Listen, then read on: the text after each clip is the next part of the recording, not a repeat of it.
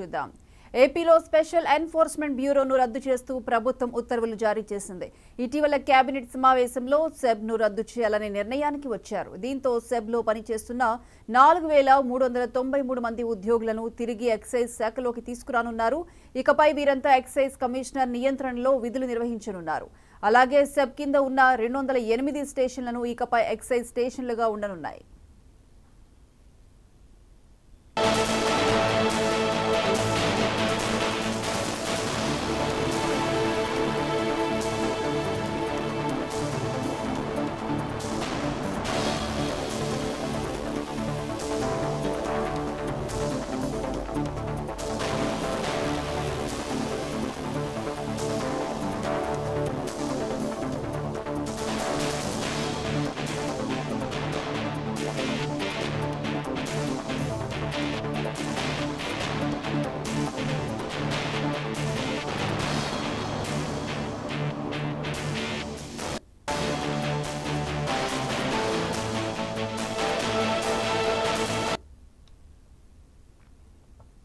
ఏపీలో special enforcement బ్యూరోను రద్దు చేస్తూ ప్రభుత్వం ఉత్తర్వులు జారీ చేసింది.